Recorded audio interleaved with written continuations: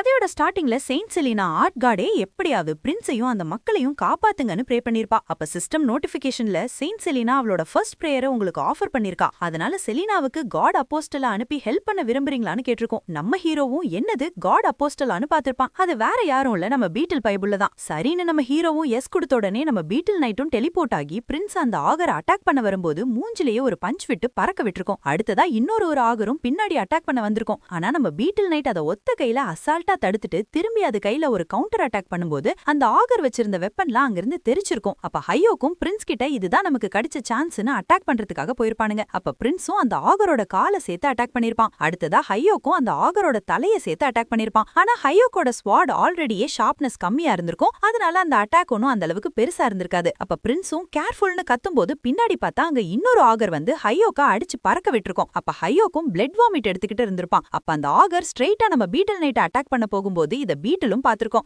உடனே பீட்டில் நைட்டும் அதை ஹோல்ட் பண்ணி வச்சிருந்த ஆகரோட கைய உடைச்சு அட்டாக் பண்ண வந்த ஆகர் மேலேயே தூக்கி போட்டிருக்கோம். அப்ப பிரின்ஸும் இத பாத்திருப்பான். யாரா இந்த மான்ஸ்டர், இது எதுக்காக நமக்கு ஹெல்ப் பண்ணிக்கிட்டே இருக்குன்னு ஷாக் ஆயிருப்பான். ஆனா பீட்டில் நைட்டால ரொம்ப நேரத்துக்கு அங்க இருந்து ஃபைட் பண்ண முடியாது, அதோட டைம் முடிய போகுதுங்கறத நம்ம ஹீரோ பாத்திருப்பான். அப்ப சிஸ்டம் நோட்டிபிகேஷன்ல நீங்க பீட்டில் நைட்டோட டைமை எக்ஸ்டெண்ட் பண்ணி ஃபைட் பண்ண விரும்புறீங்களான்னு கேட்டிருக்கோம். நம்ம ஹீரோவும் அதுக்கு 5 எசன்ஸ கொடுத்து 10 நிமிஷம் அங்க இருக்கிறதுக்கான டைமை பை பண்ணி கொடுத்திருப்பான். அப்ப நம்ம ஹீரோவும் பீட்டில் நைட் கிட்ட டைம் ரொம்ப அதிகமாலாம் இல்ல, சீக்கிரமா அந்த ஆகரோட கதையை முடின்னு சொல்லியிருப்பான். அப்ப நம்ம பீட்டில் நைட்டும் அதோட ஆறாவை ரிலீஸ் பண்ணிக்கிட்டு அட்டாக் பண்றதுக்கு ரெடியா இருந்திருக்கும். இந்த பக்கம் ஹையோக்கும் அடி வாங்கி மோசமான நிலைமையில இருப்பான். ஆனா இந்த மான்ஸ்டருக்கு கொஞ்சம் கேப் கொடுத்தாலும் அது மறுபடியும் ரிகவர் ஆயிடும். அது நமக்கு ரொம்ப பெரிய ஒரு டிஸ்அட்வான்டேஜா அமைஞ்சிரும். அதனால இதை இன்னும் 3 நிமிஷத்துக்குள்ள இந்த மான்ஸ்டரோட கதையை முடிக்கணும்னு அட்டாக் பண்றதுக்காக போயிருப்பான். அடுத்ததான் இந்த பக்கம் நம்ம பீட்டில் நைட்டும் ஒரு ஆகர் கூட பயங்கரமா சண்டை போட்டுக்கிட்டு இருந்திருக்கும். இந்த பக்கம் ஹையோக்கும் உன்னை நான் கண்டிப்பா ஹீல் ஆக விடமாட்டேன்னு சொல்லிட்டு விடமாட்டேன்னு அவனோட ஸ்வாட்ல அதிக அளவு மானாவை யூஸ் பண்ணி தலையை சேர்த்து ஒரு பயங்கரமான அட்டாக் பண்ணிருப்பான். பண்ண அட்டாக்ல அந்த ஆகரோட தலை தனியா துண்டாயிருக்கும். இத பார்த்து ஹீரோவே ஷாக் ஆயிருப்பான். ஆனா ஹையோக்கோட ஸ்வாடு சல்லியா நொறுங்கி இருக்கும். நான் கொஞ்சம் அதிகமா மானாவை யூஸ் பண்ணிட்டேனோன்னு பாத்திருப்பான். இந்த பக்கம் நம்ம பீட்டில் நைட்டும் அந்த ஆகரை போட்டு பொழுந்து கட்டியிருக்கோம். அந்த ஆகரோட கதை முடிஞ்சு கீழே விழும்போது அது கரெக்டா நம்ம ஹையோக் மேலேயே விழ வந்திருக்கும். ஹையோக்கும் இத பார்த்துட்டு நான் இன்னைக்கு யார் முகத்துல முழிச்சேன்னே தெரியல, எனக்கு நேரமே சரியில்லைன்னு அங்க இருந்து ஜஸ்ட் மிஸ்ல தப்பிச்சிருப்பான். அப்புறம் பிரின்ஸும் நம்ம பீட்டில் நைட் கிட்ட நீ ஹெல்ப் பண்ணதுக்கு ரொம்பவுமே நன்றி, நீ இருந்ததால மட்டும்தான் எங்களால இதுல ஜெயிக்க முடிஞ்சதுன்னு சொல்லியிருப்பான். பீட்டில் நைட்டும் அவங்களுக்கு பாய் காமிச்சிட்டு அங்க இருந்து கிளம்பியிருக்கோம். இந்த பக்கம் செலினா கிட்ட மெய்டும் நீங்க தயவு செஞ்சு சாப்பிடுங்க,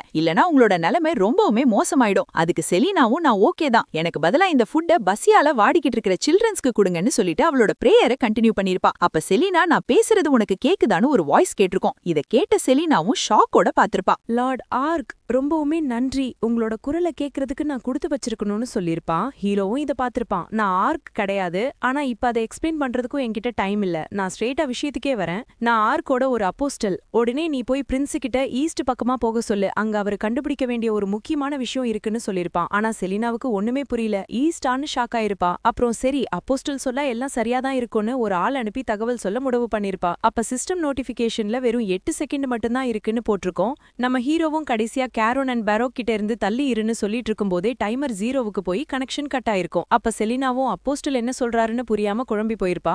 ஆனா நீங்க சொன்ன ஒவ்வொரு வேர்ட்ஸையும் நான் ஞாபகம் வச்சுப்பேன். நம்ம ஹீரோவும் நான் சொல்ல வேண்டியது எல்லாத்தையும் சொல்லிட்டேன், இனிமேல் எல்லாத்தையும் செலினா தான் பாத்துக்கணும்னு அங்க இருந்து கிளம்பியிருப்பான். இந்த பக்கம் ஹயோக்க காமிச்சிருப்பாங்க. அவன் பாடி எல்லாம் கட்டு போட்டுட்டு உட்கார்ந்திருப்பான். என்னதான் நான் பலமுறை இன்ஜுரி ஆயிருந்தாலும் இந்த அளவுக்கு நான் டயர்டா இருந்ததில்ல, எல்லாத்துக்கும் காரணம் நான் அதிகமான அளவுக்கு மானாவை யூஸ் பண்ணதுதான்னு யோசிச்சிருப்பான். அப்ப நம்ம பீட்டில் பயபுள்ளங்களும் மானா ஸ்டோன்ஸ் எல்லாத்தையும் கலெக்ட் பண்ணிக்கிட்டு இருந்திருக்கும். அந்த நேரத்துல செலினா அனுப்பின மெய்டும் பிரின்ஸ்னு கத்திக்கிட்டே ஓடி வந்திருப்பா. அப்புறம் பிரின்ஸ் கிட்ட செயின்ட் செலினா உங்களுக்கு ஒரு ஆரக்கல் அனுப்பியிருக்காங்க, அதுல உங்களை ஈஸ்ட் பக்கம் போக சொல்லியும் அங்க நீங்க கண்டுபிடிக்கிறதுக்கு ஏதோ இருக்கும்னு சொல்லியிருக்காங்க. பிரின்ஸும் என்னது ஆரக்கல்லான்னு ஷாக் ஆயிருப்பான். ஆனா நார்த் சைடு போனாதான் மித்ரில கண்டுபிடிக்க முடியும்னு கேரோன் சொல்லானேன்னு யோசிச்சிருப்பான். சரி நான் என்னத்தை கண்டுபிடிக்கணும்னு ஏதாச்சும் க்ளூ கொடுத்தாங்களான்னு கேட்டிருப்பான். மெய்டும் எனக்கு அதை பத்திலாம் எதுவும் தெரியாது, என்கிட்ட இன்ஃபார்ம் பண்ண சொன்னது இது மட்டும்தான்னு சொல்லியிருப்பா. அப்ப ஹயோக்கும் யாருக்கு தெரியும், ஆர்க் உண்மையிலேயே இருக்காரான்னு தெரியல, நம்ம போய் செக் பண்ணி பார்க்கலான்னு சொல்லியிருப்பான். அப்ப ஹயோக்குக்கும் கையில ஸ்வாட் இல்லாததுனால பக்கத்துல இருக்கிற ஒரு சோல்ஜரோட ஸ்வாட ஆட்டைய போட்டுட்டு கொஞ்ச நேரம் மட்டும் இதை நான் யூஸ் பண்ணிக்கிறேன்னு சொல்லிட்டு அங்க இருந்து கிளம்பியிருப்பான். அப்படியே கட் பண்ணி இந்த பக்கம் ரியல் வேர்ல்ட காமிக்கிறாங்க. அங்க நம்ம ஹீரோ சியோவை மீட் பண்றதுக்காக வந்திருப்பான். அவளும் என்ன விஷயம்னு கேட்கும்போது எனக்கு ஒரு சின்ன ஃபேவர் தேவைப்படுது, அதாவது ஹயோக்கோட ஸ்வாட் எனக்கு வேணும்னு சொல்லியிருப்பான். சியோவும் எதுக்காக உங்களுக்குன்னு கேட்கும்போது ஹயோக்க நான் கண்டுபிடிச்சிட்டேன், அவன் ககானா கான்டினென்ட்ல இருக்கான்னு சியோவால இதை நம்பவே முடியல. உண்மையான ஷாக்கோடு கேட்கும்போது நம்ம ஹீரோவும் உனக்கு பொய்யான ஒரு ஹோப் கொடுக்க எனக்கு விருப்பம் இல்ல, ஆனா இப்போ எனக்கு உன்னோட உதவி தேவைப்படுது, அதோட நான் அவனை இங்க கூட்டிட்டு வர்றதுக்காக ஒரு வழியை தேடிட்டு இருக்கேன்னா அப்ப சிஓவும் கண்டிப்பா நான் எதுவா இருந்தாலும் பண்ணுவேன்னு சொல்லிட்டு ஓடி போய் ஒரு ஸ்வாடை எடுத்துக்கிட்டு வந்திருப்பா. இந்த ஸ்வாடோட பேரு தான் கிரையிங் வாரியர். இந்த ஸ்வாட்ல கிரவுலர் கூட கான்ட்ராக்ட் போட்ட ஒரு சிம்பிள் இருந்திருக்கும். நம்ம ஹீரோ அந்த ஸ்வாடோட பேரை சொன்ன உடனே சிஓவும் ஷாக் ஆயிருப்பா. இந்த பேரு உனக்கு எப்படி தெரியும்னு கேக்கும்போது நம்ம ஹீரோவும் அந்த கேட் மாஸ்க் போட்ட அப்ரைசர் நான் தான்னு சொல்லிருப்பான். அப்ப ஹயோக்கோட ஸ்வாட கையில வாங்கும்போது அது ரொம்பவுமே வெயிட்டா இருந்திருக்கும். அப்ப சிஓவும் மத்த ஹண்டர்ஸை விட ஹயோக்கோட ஸ்வாட் ரொம்பவுமே டென்ஸா இருக்கிறதுனால தான் இந்த அளவுக்கு வெயிட்டா இருக்கும்னு சொல்லிருப்பா.